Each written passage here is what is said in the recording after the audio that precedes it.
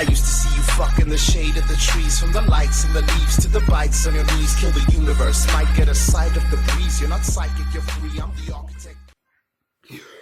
Bum, bum, bum, bum, say so.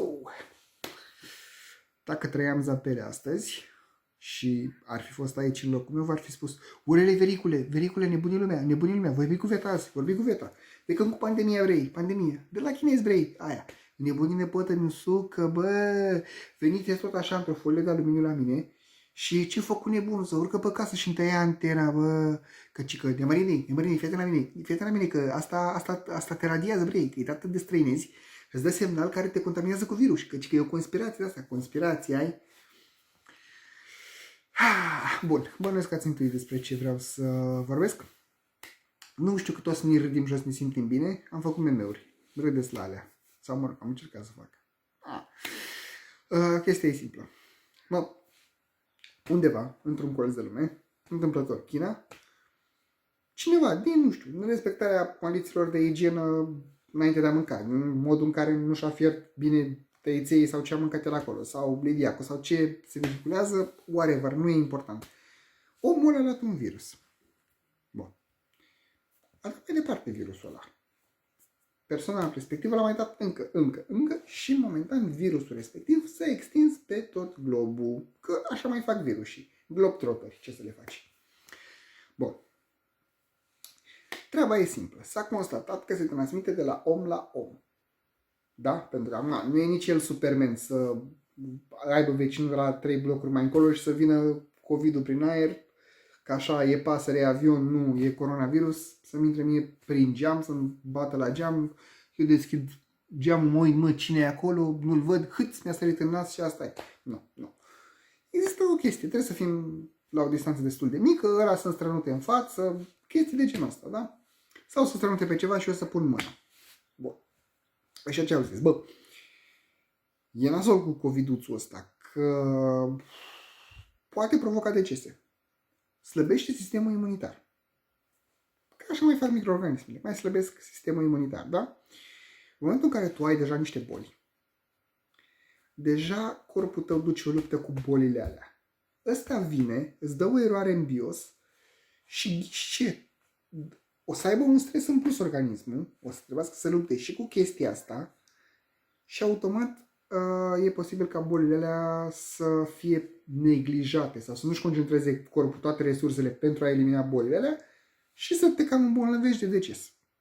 Cum s-a întâmplat la nivel global. Așa că ce au zis? Bă, dacă nu vreți să vă îmbolnăviți de deces, hai să evităm contactul între noi. E simplu. Stați frumos acasă, unde aveți televizor, aveți internet, aveți cărți, aveți reviste, aveți, nu știu, icoane să vă rugați, preșulețe să meditați, pisici, căței, copii, dacă nu aveți faceți, dacă nu aveți cu cine, pregătiți pentru momentul în care să aveți cu cine și tot așa. Deci, practic, trebuie să stați în casă. Bun. Ce s-a întâmplat? Mulți dintre oameni au înțeles, bă, stăm în casă, e ok. Bine, eu am înțeles-o pentru că oricum asta făceam și înainte, deci eu sunt pregătit pentru treaba asta. Eu am antrenat de 27 de ani pentru misiunea asta specială de a salva planeta. Deci uitați-vă la mine. It's the final count-out. Înțelegeți? Deci eu sunt pregătit de 27 de ani să stau în casă. Asta fac. Și mi este cel mai bine. Bun. Bă, oamenii nu reacționează bine la treaba asta. Se depresează, se întristează. Ok, înțeleg, sunt extroverți, au nevoie să se manifeste. Ce nu mi-e foarte clar e cum e posibil ca acum 2 luni să fim m-am săturat de școală, m-am săturat de muncă, vreau să mai stau și eu pe acasă. Ei, uite că stăm acasă. Bine, oricum sunt convins că când se termină pandemia, tot să spuneți că de fapt mai vreți să stați acasă. În fine, nu asta e ideea. Treaba e că, bă, după cum am spus, unii se plictisesc. Că nu au activitate, nu-i mai fascinează nimic și încep să caute informații. Prin cărți, prin reviste, unii pe internet, unii se duc până în analele internetului. Ceea ce n-ar fi o problemă, doar că se duc prea în analul internetului, că ce extrag de acolo sunt niște informații de analul internetului. Bun. Sunt o felul de teorii conform cărora Bill Gates, împreună cu Soros și cu, mă rog, alți mari bogați ai lumii, vor să diminueze populația planetei, căci că am fi prea mulți pe planeta asta. Mă rog, suntem aproape 8 miliarde. Bă, mult! Ce drept, n-am funcționat atât de mulți. Și că sunt planuri prin care vor să ne extermine. Bun. Eu am să mă pun puțin în locul unei dintre oamenii ăștia bogați. Da? Mă rog, o să am nevoie de un exercițiu de imaginație foarte puternic. Deci să zicem că eu sunt un tip foarte bogat. Eu produc cola de portocale. Toate costurile pentru producție și tot ce înseamnă asta, să zicem că mă costă 1 leu pe sticlă. Eu vând cu 2 lei sticla, deci la fiecare sticlă eu câștig vândută, eu încasez 1 leu. Profit, banii mei, da? Bine, nu așa funcționează afacerile, sunt mult mai complexe decât, dar spunem simplu. Să zicem că 1 leu mă costă să produc sticla și să plătesc angajați și nu știu ce și 1 leu să-l încasez eu. Pe absurd, ca să ne iasă mai ușor la matematică. Bun.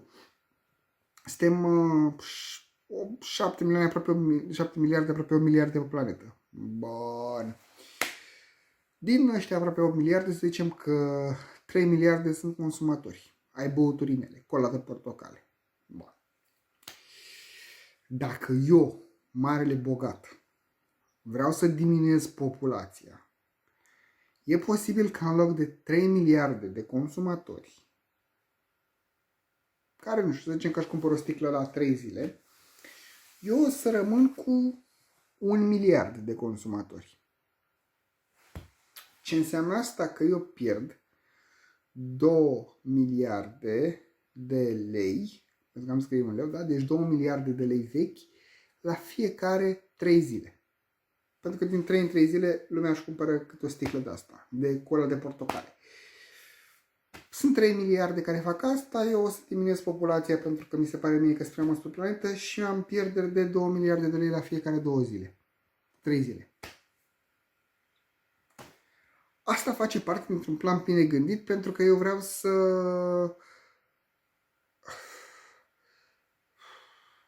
Eu ca bogat, scopul meu este să pierd bani.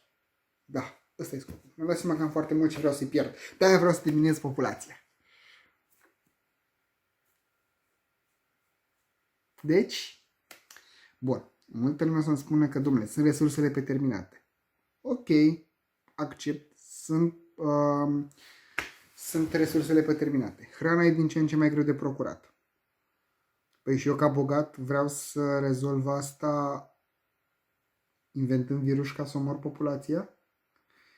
Hai să o gândim. Gândiți ca niște oameni de afaceri. Da, eu sunt om de afaceri.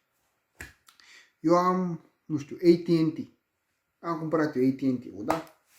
Sau abia l-am fondat. Zicem că nu există. Companie de telefonie mobilă, da?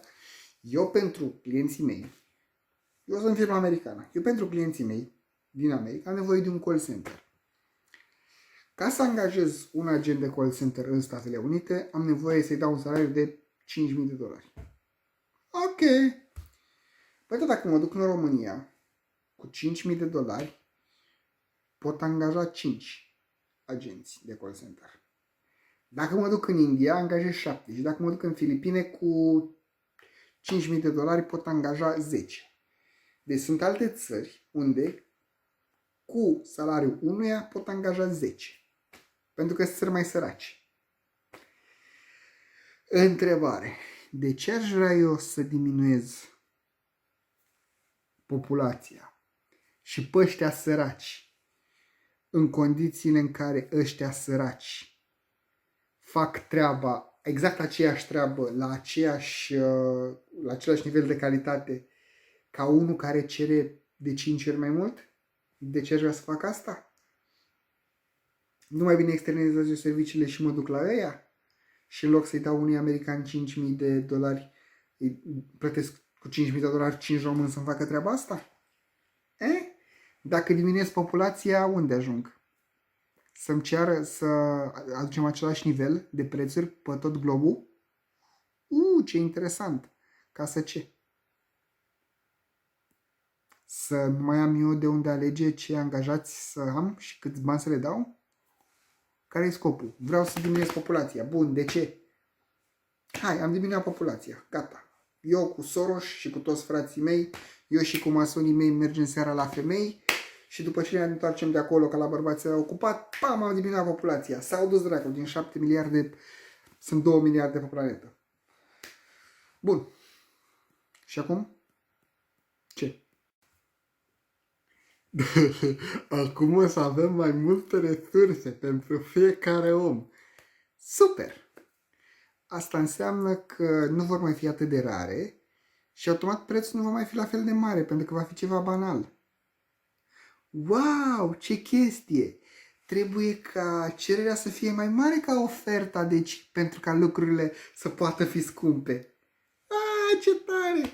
Dacă oferta e mai mare decât cererea, le dai aproape gratis. Yay! Așa funcționează economia. Într-adevăr, dacă la vreun moment dat, eu sunt ferm convins că la un moment dat planeta asta se va suprapopula. Dacă va fi nevoie să se diminueze populația, credeți-mă, se va diminua de la sine fără nicio intervenție. Pentru că nu va fi mâncare pentru toți, bogații vor avea. Nu vom avea unde să stăm toți, bogații vor avea. Vom avea diverse boli, asta bogații nu vor avea. Ne vom da în cap și ne vom omorî între noi. Ei nu o să facă asta, că nu interesează, au deja. Deci, care e scopul? De ce s-ar băga bogații în treaba asta? Când vom fi foarte mulți, planeta ne va elimina singură, ca orice organism din universul ăsta. Ceva devine parazitar, va lupta împotriva lui, e simplu.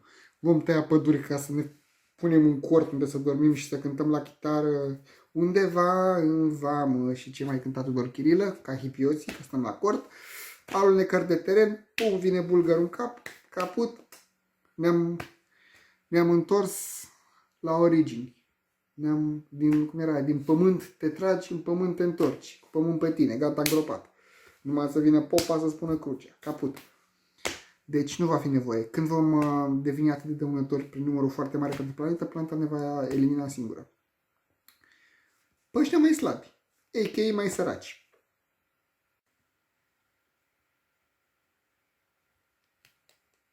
Frate! Psst, frate! Frate!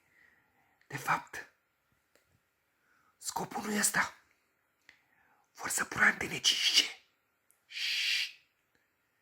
Vor să pună antene 5G să ne monitorizeze mai bine. E o conspirație Big Brother. Și nu mi-a plăcut emisiunea aia. Ăsta e scopul. Bun. Deci, scopul tehnologiei 5G este ca, la un moment dat, să lege absolut toate dispozitivele între ele. Tu spui că te deranjează faptul că te poate monitoriza.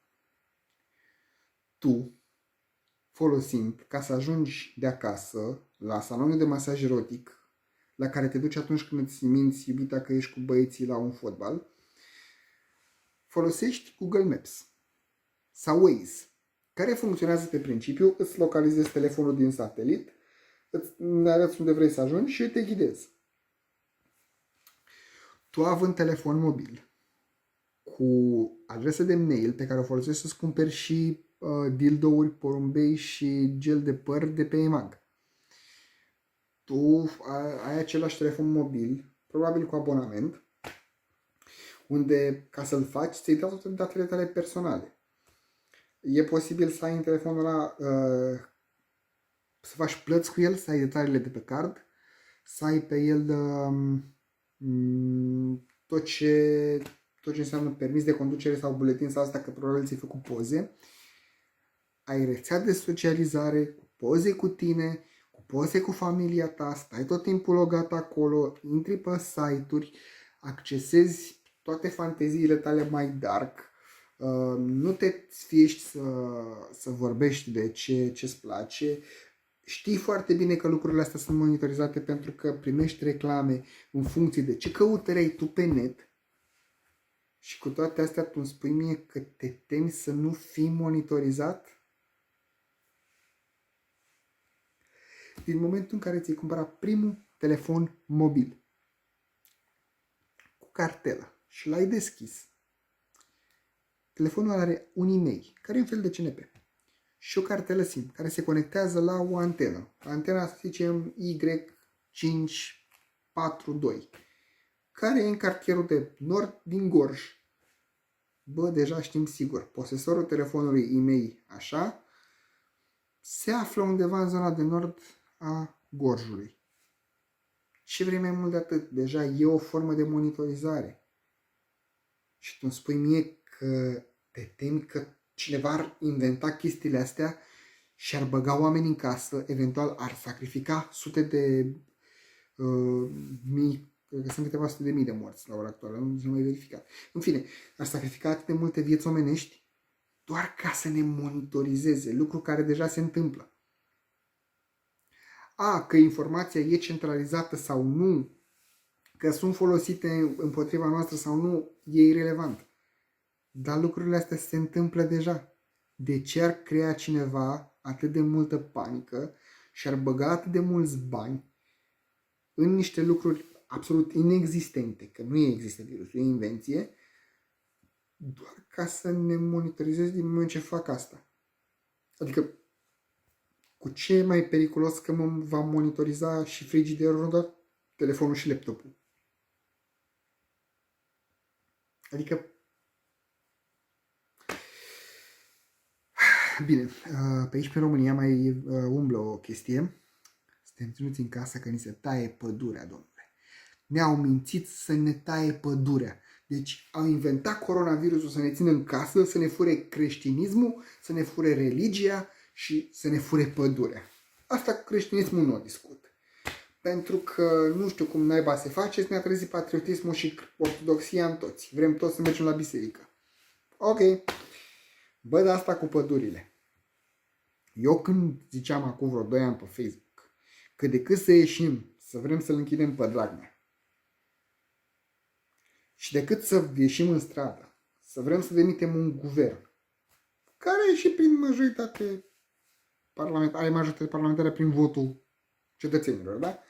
Hai să facem, dracu, un protest pentru păduri. Bă, n-a ieșit nici dracu.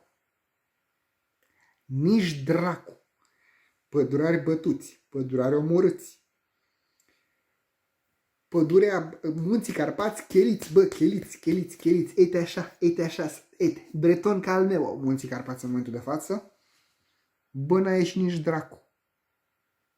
Acum, brusc, când ne-au zis autoritățile, stați dracu în casă, să nu muriți, păi vreți să ne furați pădurea?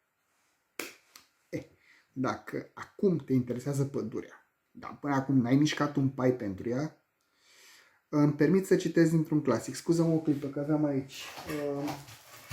Aveam citatul, scuză-mă.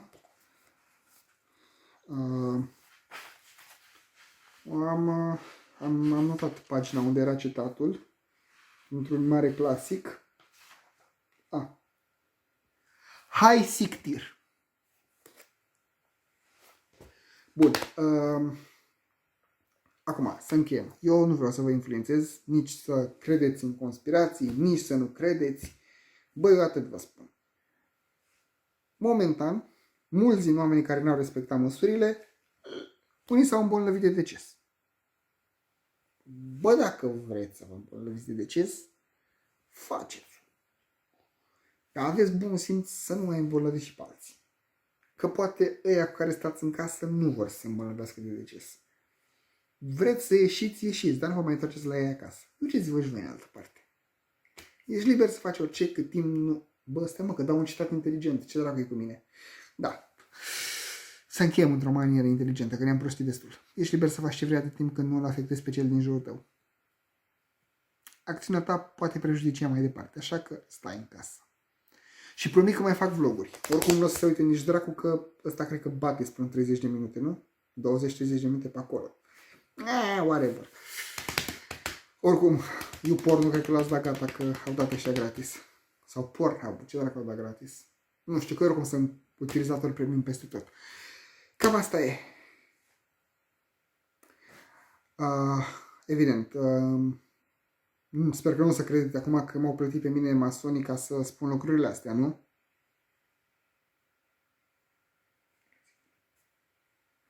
Da. Acestea fiind spuse, vă urez ok și ne vedem când ne mai auzim. STS say so. Bum, bum, bum, bum, bum. Sau trebuia să fac invers. În fine. Bum, bum, bum, bum, bum. STS say so. Hai, pa! I used to see you fuck in the shade of the trees, from the lights and the leaves to the bites on your knees. Kill the universe, might get a sight of the breeze. You're not psychic, you're free. I'm the architect.